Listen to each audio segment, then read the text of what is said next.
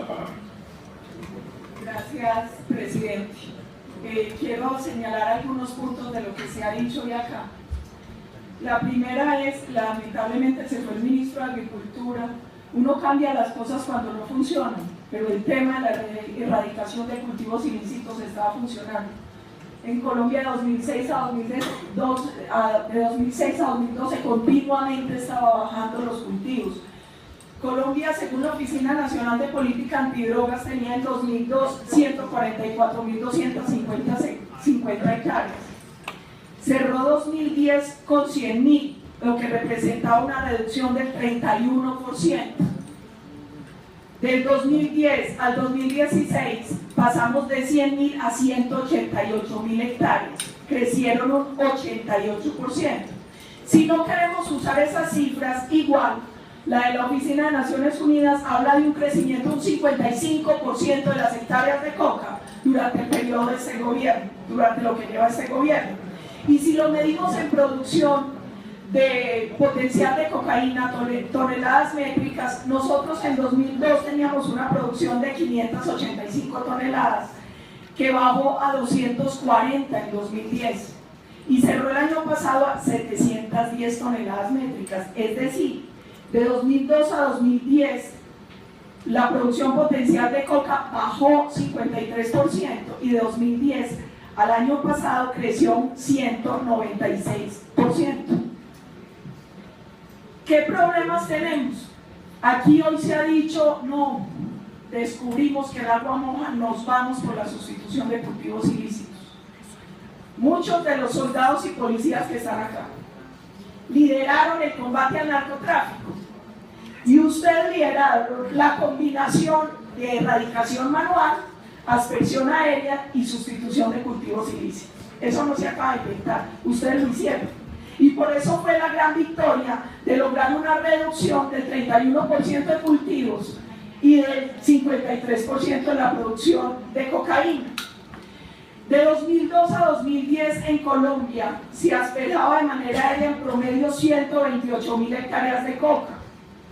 En lo que va corrido este gobierno, la aspersión bajó a 73.464 hectáreas promedio año hasta 2015, que fue cuando se eliminó la fumigación aérea, la erradicación aérea. Lo preocupante es que eliminan fumigación aérea, pero también bajan las cifras de erradicación manual y de sustitución de cultivos ilícitos. La erradicación manual de 2002 a 2010 era más de 39.000 hectáreas promedio año. De 2010 a 2015 bajaron a 26.000. Muy bueno que hoy dieron cifras de 2016 porque en los derechos de petición, donde estaban las preguntas, no se había dado. Frente al tema del glifosato, en esta misma comisión se hizo un debate, donde cuestionamos el no uso del glifosato por varias cosas. La primera es, ellos se basaron en un informe de la IARC que clasificaba el glifosato en el grupo 2A como posiblemente cancerígeno. Ahí también estaban las cámaras bronceadoras, las peluquerías, y yo se lo dije aquí al ministro de Salud, yo no lo veo a usted decomisando cámaras bronceadoras.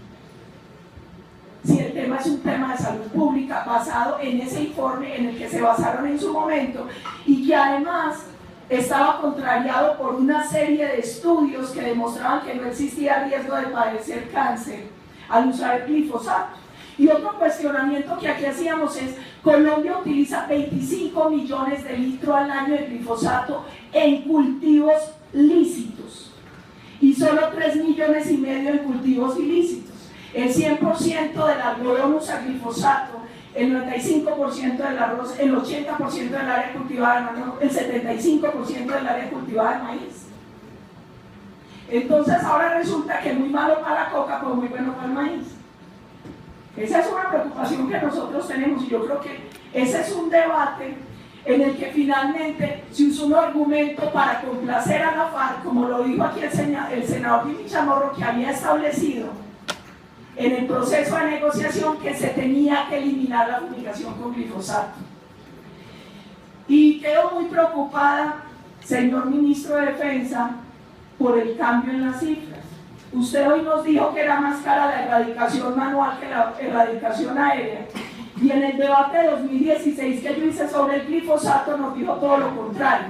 Nos dijo que el costo de erradicación aérea era de 1.500.000 por hectárea y el de erradicación manual de 7.700.000. Y en cifras a esa fecha de lo que nos costaba en vidas nos dijo que de 2000 a 2015 habían sido asesinados 3 pilotos, habían sido derribadas 5 aeronaves, las habían impactado 747 veces aeronaves que hacían la erradicación aérea, pero también nos dijo que entre esas mismas fechas habían sido asesinadas 197 personas que se encargaban de erradicación manual y habían sido heridas 687. Y eso también hay que tenerlo en cuenta a la hora de plantear cómo vamos a erradicar, y sobre todo hoy que se están dando denuncias sobre la posible siembra de minas antipersonal en Tumaco para continuar salvaguardando los cultivos ilícitos. Aquí hay muchas preocupaciones en la Ochamora y yo coincido con usted. Por ejemplo, cuando usted habló del tema de dónde hay cultivos y el tema de la FARC. Los departamentos con mayor presencia de cultivos ilícitos en 2015 fueron Nariño, Putumayo, Norte de Santander, Cauca y Caquetá. Casualmente son los departamentos con presencia FARC.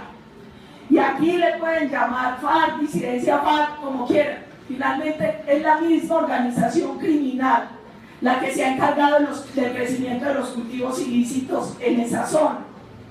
Y nosotros hoy tenemos una dificultad, y es que además en el Acuerdo de La Habana no solo se exigió eliminar la fumigación aérea con glifosato, sino que se estableció una especie de periodo de gracia para que reconocieran los cultivos ilícitos y se empezara a hacer la sustitución sobre ellos. Nosotros ahí tenemos una preocupación muy grande también. Y en este tema de los cultivos ilícitos le surgen a uno muchas preguntas. Por ejemplo, ¿por qué se dio la orden de acabar con un programa que funcionaba como el de Familias Guardabosques? Nosotros llegamos a tener en Colombia 83 familias guardabosques.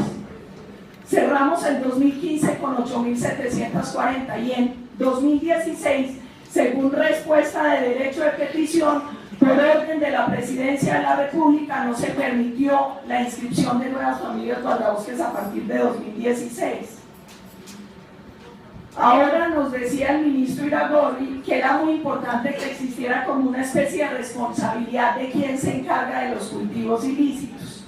Mire, antes las funciones de erradicación estaban claramente determinadas en una agencia que se encargaba de todo el tema de erradicación manual, en acción social, donde estaban los programas de consolidación, donde estaban programas de familias guardabosques, pero lo más importante es que había una especie de coordinación en todos los frentes para combatir cultivos ilícitos. En un decreto del 2015 se creó la Agencia de Renovación del Territorio, que se supone, y aquí lo dijo el ministro, de la encargada del tema de los cultivos ilícitos.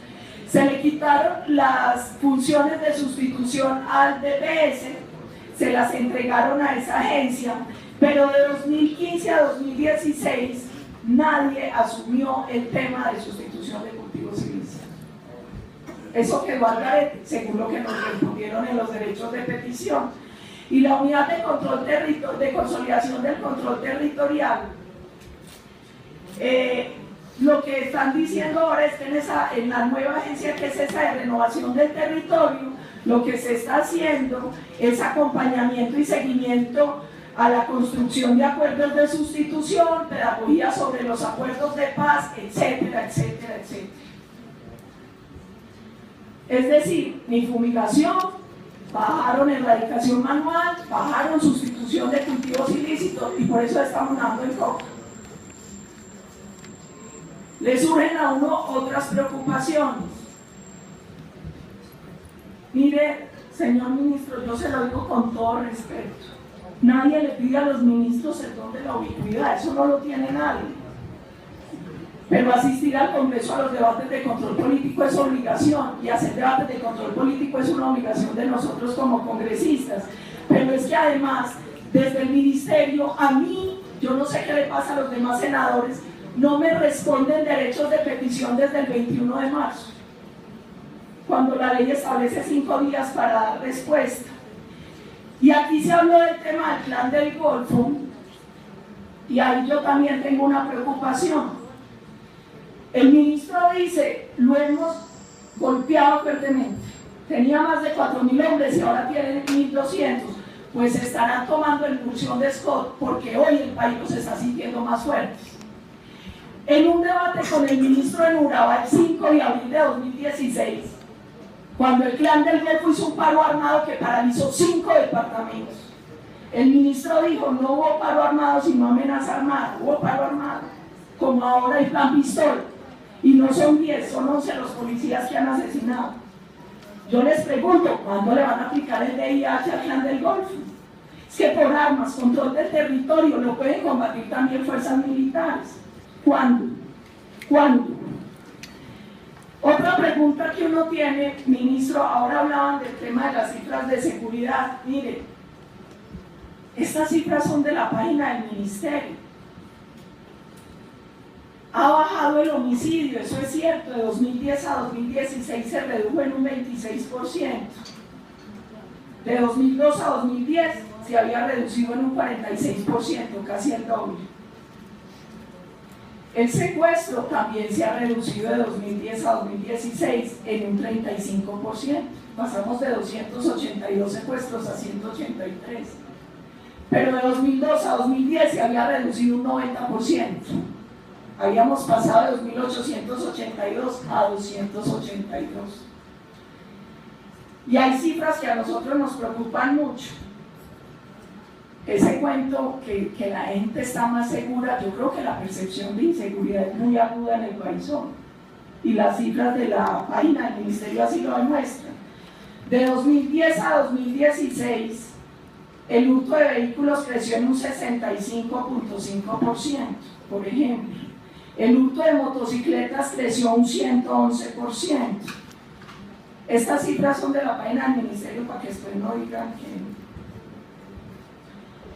el hurto a comercio creció un 49%. El hurto a personas creció un 70%. El hurto a entidades financieras un 66%, por la más delicada, la extorsión, un 214%.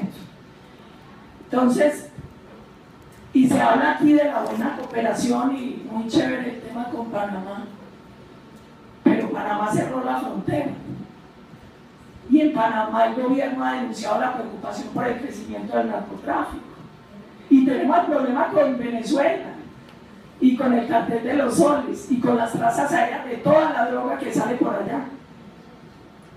Entonces yo los invitaría, uno, a que le den una miradita al artículo de la revista de enero de Fanny Kersman, donde hace la traducción de la rueda de prensa de Trump y demuestra que Trump no apoyó el proceso de paz. Pero además le tengo una mala noticia, ministro. El Tiempo acaba de publicar que Trump presupuestó una reducción del 35% anual de la ayuda a Colombia para 2018, 140 millones menos de dólares. Aquí la reflexión es la siguiente: Colombia hoy está nadando en coca, y esto no puede ser de cuentos, es que ahí están las cifras, y el gobierno lleva 7 años, y la verdad es que tanto la política interna en este tema y en los demás, como la política internacional, ha estado sometida al gobierno, al proceso de La Habana. Y ese proceso a lo que ha llevado es a un fortalecimiento del narcotráfico y con él de todas las estructuras criminales, porque finalmente ese es el combustible que las alimenta a todas. Ahí está, ahí está. Y nosotros lo que pedimos es un poco más de responsabilidad en este tema y que no vengan con cuenticos, con espejitos. Mire, esto ya está aprobado. La única forma de combatir efectivamente al narcotráfico es combatir toda la cadena. es mejorar el tema de extinción de dominio, es mejorar el tema de control de precursores químicos, es mejorar el tema de erradicación, que no se resuelve solo con sustitución de cultivos o con erradicación voluntaria, que además de cuenta de la FARC tiene periodo de gracia. Nosotros ahí sí le pedimos al gobierno, le exigimos al gobierno mayor responsabilidad en el tema del combate de los cultivos, mayor responsabilidad en el tema del narcotráfico, porque finalmente este es el combustible que está fortaleciendo a las estructuras criminales que hoy están asesinando soldados y policías y que mantienen martirizados a los colombianos en todas las regiones del país. Muchas gracias, presidente.